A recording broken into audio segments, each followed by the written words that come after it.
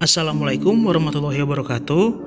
Anak-anak, hari ini kita akan melanjutkan pembelajaran tema kita, yaitu tema 4G, subtema 2, pembelajaran 4, 5, dan 6. Silahkan kalian simak videonya ya. Setiap provinsi di Indonesia pasti memiliki pakaian adat masing-masing. Keragaman pakaian daerah merupakan wujud dari Bhinneka Tunggal Ika. Oleh karena itu, keragaman pakaian daerah wajib dilestarikan agar dapat mencerminkan rasa persatuan dan kesatuan bangsa. Dengan mengenal pakaian adat yang ada di Indonesia, generasi muda bangsa diharapkan dapat mengenal adat tersebut dan menumbuhkan rasa cinta terhadap kebudayaan yang beragam. Salah satu upaya mencintai kekayaan budaya Nusantara adalah dengan memakai pakaian adat, misalnya melalui pawai pakaian adat.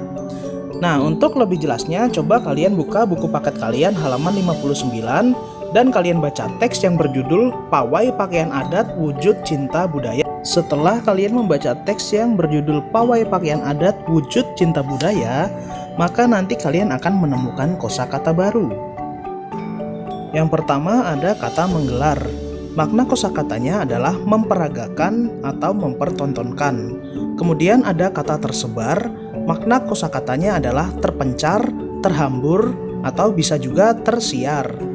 Lalu yang ketiga ada kosakata meriah, yang makna kosakatanya adalah ramai, yang bersifat sukaria. Yang keempat ada kosakata baru, yaitu menumbuh kembangkan. Makna kosakatanya yaitu adalah menjadikan sesuatu tumbuh, atau bisa juga menimbulkan.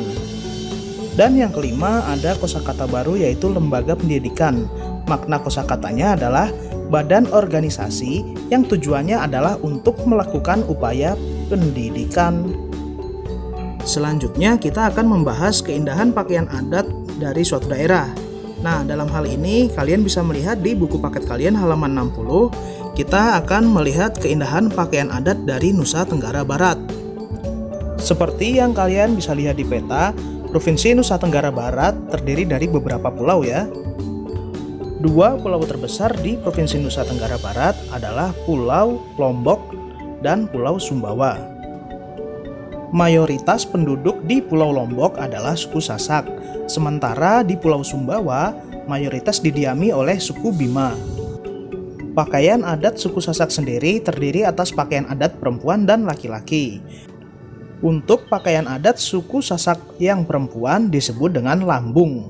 Kalian bisa lihat di gambar, itu adalah pakaian adat dari suku Sasak baik yang laki-laki maupun yang perempuan.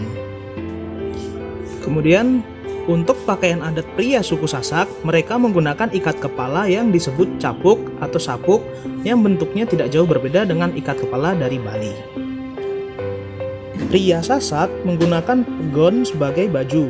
Pegon adalah variasi dari jas yang terbuat dari kain biasa yang berwarna gelap dan biasanya digunakan untuk upacara-upacara adat dan digunakan oleh para bangsawan dari suku Sasak. Setelah kita tadi mengetahui beberapa pakaian adat yang ada di Indonesia, sekarang kita juga harus mengetahui beberapa tarian yang ada di Indonesia. Coba kalian simak video yang Bapak berikan berikut ini ya.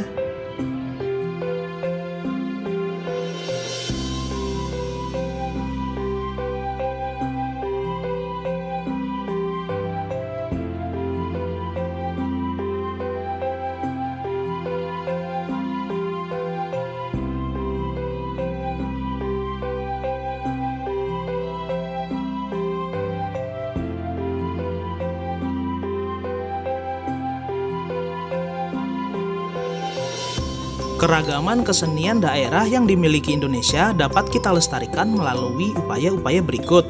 Yang pertama, menghargai kesenian yang dimiliki oleh daerah lain. Yang kedua, mempelajari seni tari dan alat musik daerah lain dengan bersemangat. Yang ketiga, mengenalkan seni pertunjukan daerah kepada orang lain. Yang keempat, menghafalkan dan menyanyikan lagu daerah dengan bersemangat. Serta yang kelima, mempromosikan kesenian suatu daerah sesuai dengan pengetahuanmu. Dalam kesenian tari sendiri, kita mengenal ada yang namanya gerak tari. Dalam gerak tari, kita dapat menemukan 3 level gerakan. Antara lain yang pertama, gerak level tinggi. Gerakan ini biasanya berupa gerak melompat, melayang, atau berjinjit. Lalu yang kedua ada gerak level sedang. Gerak pada level ini biasanya berupa gerak setengah berdiri. Posisi kedua lutut ditekuk, tubuh berada dalam posisi condong ke depan, atau saat penari berdiri dalam posisi sempurna. Gerak level sedang biasanya divariasikan atau dikombinasikan dengan gerakan lainnya.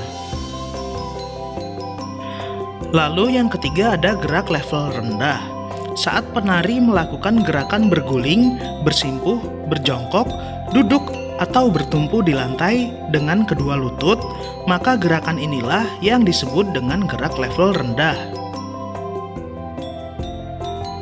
Selanjutnya kita akan membahas mengenai alat musik suatu daerah. Coba kalian buka buku paket kalian halaman 71 dan 72. Kalian akan menemukan teks yang berjudul Cinta Indonesia lewat Musik Daerah. Dari teks tersebut, kita bisa menemukan gagasan pokoknya, yaitu sebanyak 10 pelajar SD mewakili Provinsi Kalimantan Utara dalam lomba musik tradisional tingkat nasional di Kota Palu, Sulawesi Tengah.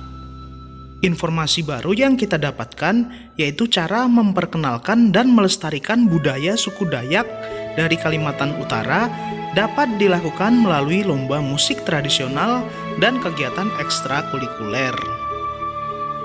Berikut ini Bapak berikan beberapa contoh alat musik yang berasal dari daerah di Indonesia. Yang pertama ada alat musik kolintang yang berasal dari Sulawesi Utara. Alat musik kolintang ini dimainkan dengan cara dipukul. Yang kedua ada alat musik angklung yang berasal dari Provinsi Jawa Barat. Alat musik ini dimainkan dengan cara digoyang. Yang ketiga ada alat musik sape yang berasal dari Provinsi Kalimantan Timur. Alat musik ini dimainkan dengan cara dipetik. Yang keempat, ada alat musik sasando dari Pulau Rote, Nusa Tenggara Timur. Alat musik ini dimainkannya dengan cara dipetik. Lalu yang kelima, ada alat musik tifa yang berasal dari Papua. Alat musik ini dimainkan dengan cara dipukul. Sekian materi yang bisa Bapak berikan hari ini. Kurang lebihnya mohon maaf. Wassalamualaikum warahmatullahi wabarakatuh.